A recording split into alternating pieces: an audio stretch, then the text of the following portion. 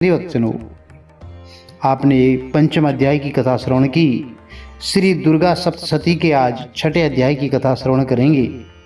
बहुत सारे भक्तजनों के पास समय नहीं रहता है या संस्कृत में श्री दुर्गा सप्तशती का पाठ करना संभव नहीं हो पाता है, तो इसलिए हिंदी में अनुवाद आपको सुनाया जा रहा है। समस्त अध्याय की कथा आपको श्रवण करने को अवसर प्राप्त होगा। चलिए आरंभ करते हैं। जय माता दी। माता रानी आप सबकी मनोकामनाएं पूर्ण करें। बोलिए अम्बे मात की जय, गणपति गजानंद महाराज की जय, शंकर भगवान की जय, श्री हरि विष्णु भगवान की जय। मैं सर्वज्ञेश्वर भैरव के अंग में निवास करने वाली परमोत्कृत पद्मावती देवी का चिंतन करता हूँ। वे नागराज के आसन पर बैठी हैं। नागों के फणों में सुशोभित होने वाली मणियों की विशाल माला से उनकी देहलता उद्भासित हो रही है। सूर्य के समान उनका तेज है। तीन नेत्र उनकी शोभा बढ़ा रहे हैं। वे हाथों में माला, कुंभ, कपाल, कमल लिए हुए हैं और उनके मस्तक में अर्धचंद्र का मुकुट सुशोभित है। ऋषि कहते हैं, देवी का यह कथन सुनकर के दूत को बड़ा आश्चर्य हुआ और उसने दैत्यराज के पास जाकर के समाचार विस्तार पूर्वक कह सुनाया। दूत के उस वचन को सुनकर दैत्यराज कुपित हो उठा और दैत्य सेनापति धूम्रलोचन से बोला कि हे धूम्रलोचन, तुम शीघ्र अपनी सेना साथ लेकर के जाओ और उस दुष्टा के केस पकड़कर घसीटते हुए उसे बलपूर्वक यहाँ ले आओ।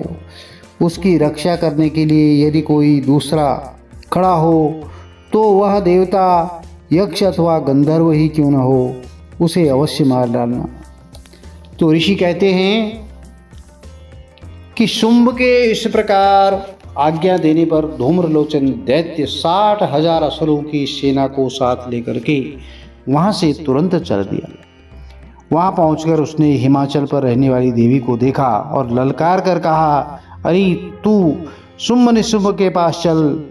यदि इस समय प्रसन्नता पूर्वक मेरे स्वामी के समीप नहीं चलेगी तो मैं बलपूर्वक झोटा पकड़ करके घसीटते हुए तुझे ले जाऊंगा। तो देवी बोली, तुम्हें दैत्यों के राजा ने भेजा है। तुम स्वयं भी बलवान हो और तुम्हारे साथ विशाल सेना भी है।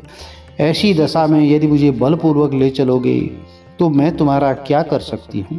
तो ऋषि कहते हैं, देवी के यूं कहने पर असुर धूम्रलोचन उनकी ओर दौड़ा। तब अंबिका ने हुम शब्द के उच्चारण मात्र से उसे भस्म कर दिया। फिर तो क्रोध में भरी हुई दैत्यों की विशाल सेना और अंबिका ने एक दूसरे पर तीखे सहायकों, शक्तियों और फरसों की वर्षा आरंभ कर दी। इतने में ही देवी का वाहन सिंह क्रोध में भरकर भयंकर गर्जना करके गर्दन के बालों को हिलाता हुआ असुरों की सेना में कूद पड़ा। उसने कुछ दैत्यों को पंजों की मार से घायल करके मार डाला और उस सिंह ने अपने नखों से कितनों के पेट फाड़ डाले और थप्पड़ मारकर कितनों के सिर धड़ से अलग कर दिए। कितनों की भुजाएं और मस्तक काट डाले और अपनी गर्दन के बाल हिलाते हुए उसने दूसरे दैत्यों के पेट फाड़कर उनका रक्त चूस दिया। अत्यंत क्रोध में भरे हुए देवी के वाहन उस महाबली सिंह ने क्षण भर में ही असुरों की सारी सेना का संहार कर डाला। शुंभ ने जब सुना कि देवी ने धूम्रलोचन असुर को मार डाला और उसके सिंह ने सारी सेना का सफाया कर डाला, तब उस दैत्यराज को बड़ा क्रोध हुआ। उसका ओंठ कांपने लगा। उसने चंड और मुंड नामक दो महादैत्यों को आज्ञा दी कि हे चंड और हे मुंड, तुम लोग अपनी बड़ी सेना लेकर के वहाँ जाओ। उस देवी के झोटे पकड़ करके अथवा उसे बांध कर शीघ्र यहाँ ले आओ। यदि इस प्रकार उसको लाने में संदेह हो तो युद्ध में सब प्रकार की अस्त्र शस्त्रों और समस्त आसुरी सेना का प्रयोग करके उसकी हत्या कर डालना।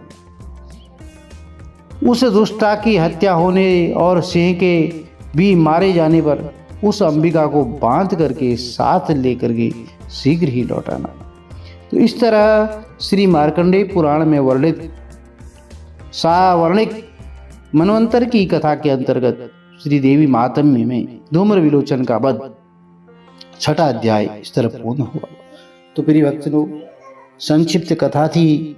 यदि कथा अच्छी लगी तो चैनल को लाइक करें, शेयर करें, सब्सक्राइब करें, साथ में बेल आइकन जरूर प्रेस कर दें और कमेंट में जय माता दी जरूर लिखें, जिससे माता रानी के चरणों में आपकी उपस्थिति दर्ज हो सके।